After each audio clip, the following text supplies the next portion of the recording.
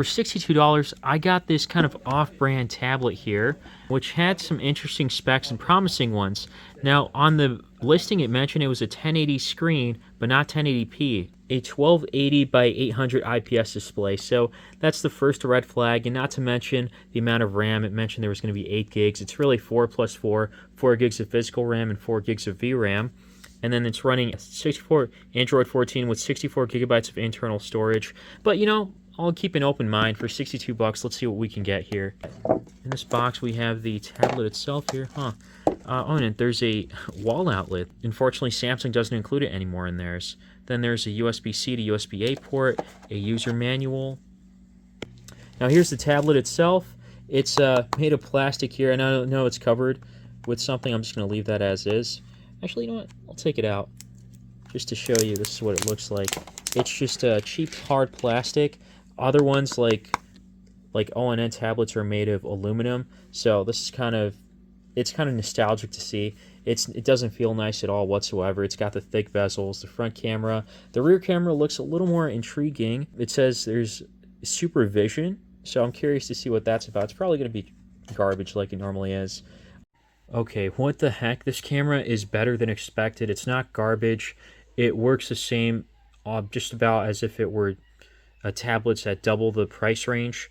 So yeah, it came out pretty decently, I would say. Now, there is some reflectiveness back there, but the post-processing did a pretty decent job here, all things considered. And then the rear camera, I mean, it's nothing too insane, right? But if I use the rear camera here, I can take a decent shot. I got to focus in, hold it still, and then I can pretty much read everything on here. That is nicer than I thought. Here's the volume keys, power button, and then a USB-C port. And then for some reason, there's this really long flap to get to the microSD card tray, it seems like. That's what that is. And nothing really else. On the bottom, we got 2 speaker grills. Nothing else on the right side. Really nothing on the top except a 3.5 millimeter headphone jack. Out of the box, there's not too much bloatware that it comes with, and the storage space, there's about 51 gigs free out of 64, so that's not too bad, all things considered. Alright, so in the box, we're introduced with some Samsung stuff. It should be pretty bare bones. So the speakers on the bottom are tinny. It's actually, I think, one speaker grill that's just trying to emit from both sides. It's really more so on one side than the other, so it's a really cheap way of doing things. And also, you can tell that this is a pretty cheap tablet overall, just because this doesn't have a laminated screen. Videos can be watched at Full HD 1080p on YouTube, but even though this has a 1280 by 800 display. And again, I'm a little disappointed that on the title they show 1080 when it's really not. That's just really misleading here. And the other interesting thing is that they have a wideband security of L1, but you won't be able to watch videos at Full HD on there because of the screen, or the resolution, I mean here. The screen itself doesn't get too bright. It's pretty basic, bare bones. It's not even laminated either, so it's going to feel like one of those older tablets, but it's decent, it's tolerable, and again, it's not like too fancy. The screen itself isn't going to be like too well saturated or have good colors or anything like that. It's going to look pretty dull when watching videos, but again, acceptable for HD 720p, or if you want to, again, upscale it on YouTube for 1080p. In terms of performance, I have seen these tablets where they're just like dirt cheap and they just lag and they kind of just suck. It's been like that in the past. This is surprisingly tolerable. And by that, I mean, even though despite it having a low like GPU, CPU, and 4 gigs of RAM, by the way, not 8, based on what they were saying on the listing again. This is 4 plus 4, so 4 gigs of actual RAM, physical RAM, and then 4 gigs of VRAM. A lot of companies are doing that these days, and it absolutely annoys me, but I guess that's just how they are now. So, yeah, it's just not working. I mean, it's working all right. This isn't going to future-proof anything, but again, for what it's worth, it's doing a pretty decent job. And then just to show that can do freeform here. Not sure why split screen function wasn't really there as an option, but I don't really want to see this ad. So I'm just going to try to put these here next to each other. Hopefully we'll see if it can kind of open up together. So that would be great. Oh, there's a split screen function. So maybe some of them support it. Just to show that the mini player does work for YouTube when I'm still going through this. It's going to lag a little bit more, so can't really expect too much here. And there we go. There's a split screen function, finally. And look at that lag. That was pretty bad right there. But it is performing, maybe, no, it's a little slow with this, with having 2 screens or split screen function. But by itself, again, it's not too bad doing basic tasks. It's handling it a little bit better than I expected. I was expecting some more lag here and there, but no, things are relatively smooth. On 3D Mark, these were the results I got. Pretty low. Don't really have much to compare it to, but just wanted to show that because unfortunately I'm not able to get Geekbench 6 on here, so that's the unfortunate thing. But the show must go on. First game here is Roblox, and things are not looking too good here. This is at the lowest graphics, and it's still not smooth. I mean, if we're having trouble with Roblox, I mean, I guess it should kind of tell you that this is not really, definitely not meant for games.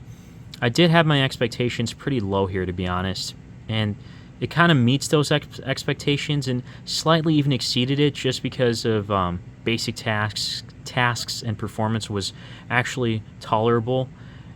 And to some people, this might be playable. In my opinion, I don't think so because it's lagging a lot, and during combat, it might lag even more. So you take that how you will, though. Next game here is RuneScape. I probably should have checked old school RuneScape because this is not working well. Oh my god, that's bad. We're at the single digits, and this is at the lowest graphics settings.